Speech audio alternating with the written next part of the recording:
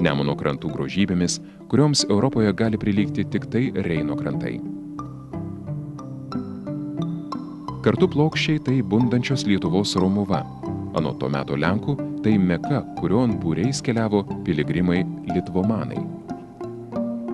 Vincas Kudirka buvo savas žmogus Kriaučiūnų namuose. Plokščiuose susipažinęs su būsima suomių rašytoja ir tautosakininkė Malva Talvijo ir suomių kalbininku, jos vyru Josepi Mikola, Vincas Kudirka kartu užrašinėjo lietuvių liaudies dainas ir melodijas. Malva Talvijo suorganizavo lietuviškų dainų koncertą Suomijoje. Apie tai Kudirka rašė varpe.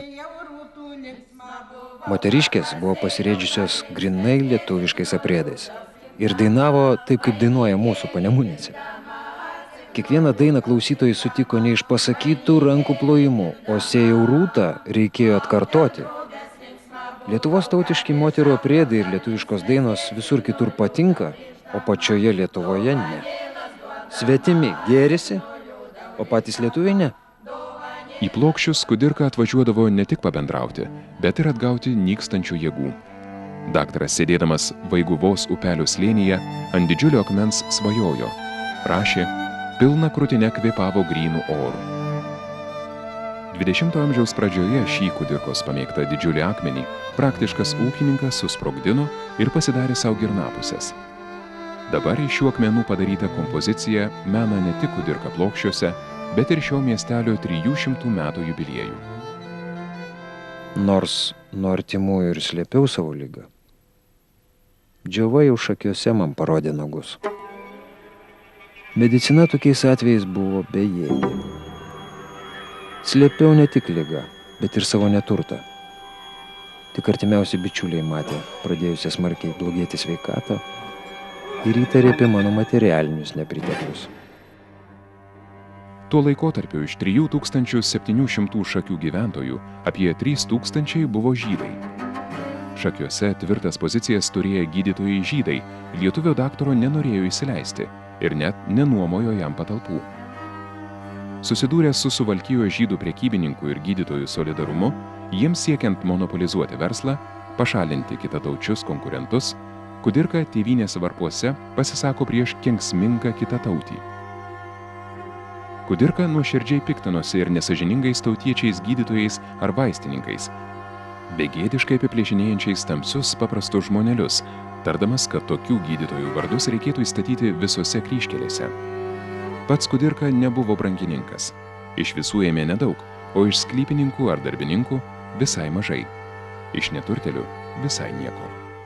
Po 3 dienų vėl aplankiau tos varguolius. Paklausiau, kaip veikia tie vaistai, kuriuos aš išrašiau praėjusį kartą. Tai, kad neturėjom pinigų, nenusipirkom, atsakė jie. Nuo to laiko ligoniui parašęs receptą visada paklausdavau, ar turite pinigų vaistams. Jie neturėdavo, tai duodavau, nes koksgi gydymas be vaistų. Praėjo nemažai laiko, kol Šakių žmonės patyrė jauno lietuvio gydytojo Vinco Kudirkos sugebėjimus ir altruizmą.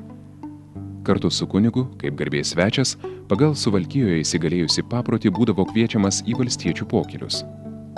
Mokėjo daug juokingų istorijų, buvo šmaikštus ir įdomus pašnekovas. Šakiuose Vincas susipažino su notaro Olechovskio dukra Valerija Kraševska, grįžusią pas tėvą su maža dukrele po vyro mirties. Kudirka tapo dažnas notaro namų svečias, grieždavo violončele ir smuiku. Mėgstamiausi jo kompozitoriai buvo Verdis, Mocartas, Šopenas. Šakiuose Kudirka gyveno 5 metų, kol įsitvirtino kaip gydytojas, kol priprato prie sunkių sąlygų. Kartą pasirinkęs gyvenimo kelią, Vincas Kudirka nesiblaškė, neieškojo patogesnio kampo ar užtarimo. Džiovos iškankintas Kudirka gydėsi Kryme, Sevastopolyje. Kas gali žinoti, gal iš Krymo negrįšiu gyvas? Žiūrėkite, kad mūsų laikraščiai nežūtų, primindavo bendraminčiui Kaziui Griniui.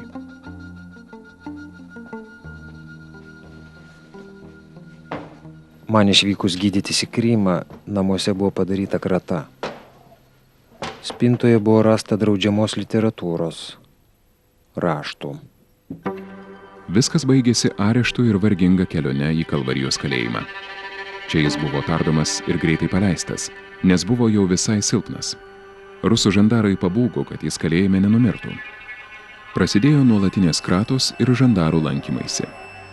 Visą tai Kudirka labai slėgė, jis vis labiau silpo. Šakiuose gyvendamas Kudirka dar mokėjo viršininkus palenkti savo pusėn, o Naumiestyje, į kurį persikėlė gyventi nuo 1895 metų, to padaryti negalėjo, nes būdamas ligonis su jais nesibičiuliavo. Valdžios palankumo neturėjo, buvo sekamas, apstatytas šnipais. Kudirkos tėvas, sužinojęs apie sūnaus suėmimą, to jau nuvažiavo jo gelbėti. Kudirkos paleidimu rūpinosi ir jo bičiulė Valerija Kraševska, prisistačiusi kaip sužadėtinė, prašė nestumti jo į kapą, greičiau baigti bylą. Po paleidimo Vinco tėvas į svečius pakvietė apskrities ponus, kurie stengėsi paveikti Kudirką, kad šis atsisakytų tokios veiklos. Kudirka buvo gąsdinamas, kad jis esąs tik musė prieš Rusijos imperiją, kad ši galybė sutriuškins bet kokį pasipriešinimą. Vincas į šuns dienas išdėjo apskrities ponus, bandančius atversti jį į protą. O tėvas, suorganizavęs šį susitikimą, tik kaltas liko. 1899 m. kovo mėnuo Kudirkų šeimai buvo tragiškas. Pirmiausia mirė sesuo džiovininkė Ona, o paskui ir Agnieška Kudirkienė, Vinco pamotė. Tais pačiais metais mirė tėvas. Rudenį, kai nebesikėliau iš lovos, manęs aplankyti atvažiavo sesuo Jonieška. Ko tu tyli? Ką tu slepi nuo manęs?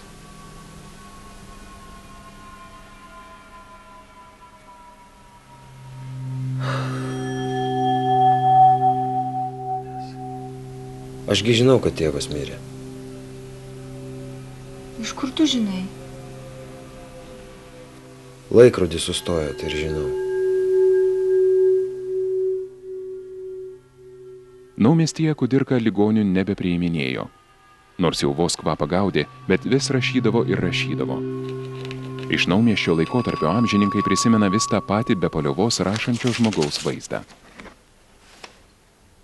Prirašytus lapus maudavau ant spilkos. Jei atei žandarai, uždegsiu. O kai klaus, ką veikiu, sakysiu, popierą deginu. Tų laikų Naumiestį Kudirka prašė savo satyrose. Jo aštri plunksna buvo nukreipta prieš tuos, kurie žlugdė Lietuvą ūkiškai ir kultūriškai. Lietuvių tautinio atgimimo pagrindu jis laikė tautos ūkinį stiprėjimą kartu su kultūriniu darbu. Vinco Kudirkos gyvenimas Naumiestį atrodė neįvairus, prisimena Kazys Grinius. Tačiau čia parašyti svarbiausi jo veikalai. Jis rašydavo arba versdavo lengvai, iš karto dailiu raštu, perrašinėti nereikėdavo. Džiovos kankinamas, išblyškęs, apšepusią barzdelę, dažnai koščiodamas, jis vis kalbėjo, kad būtinai reikia kelti lietuvių patriotizmą, rūpintis tautiniais reikalais.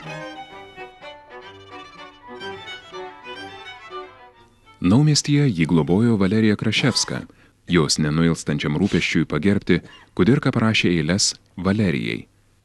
Valerija.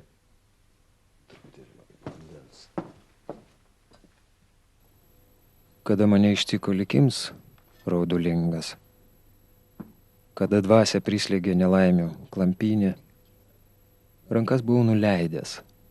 Tarei man, tėvynė žiūri į tave. Kelkis, tu jai reikalingas. Kad tyčiojas iš manęs vietas nedėkingas ir manęs nesupratęs man širdį sumynė, rengiausi prakeikt viską. Nuo to mane gynė prisiminims tavo, datų draugijai skolingas. Aš kėliausi ir dirbau, kad dėl neteisybės pakliuvau į žabangas, netekau liosybės, kada mane teriojo priešai užsigulę. Per tave man nušvito kalinio tamsybės, kaip angel sargas mane raminai, bičiulė, palaiminta būk. Valerijos dukrelė mažoji Maniusė mane dažnai pralinksmindavo. Jos kitaip ir nevadindavo kaip pana Pipirska. Esu girdėjęs, kaip Maniusė savo draugėms slapčia sakydavo, tik tu niekam nesakyk, ką aš tau papasakosiu. Kai daktaras pasveiks, jis ves mano mamytę. Kudirka savo publicistikoje nekartą pasisakė prieš mišrias šeimas. Jis ragino Lietuvos ūkininkus leisti į mokslą dukras, nes, kaip jis sakė, jaunų vyrų inteligentų yra, bet daug jų turi likti viengungiais. Savo lietuvaičių tinkančių dėl inteligentų neturi, o su svetimtautėmis vestis nepridera. Kodėl svetimtautės netinka? Ogi lietuvis, susijęs savo likimą su svetimtaute, turės įsižadėti savo tėvų ir giminių, nes negi svetimtautė taikysis prie chlopų mužikų. Giliai įžvelgė akylas publicistas.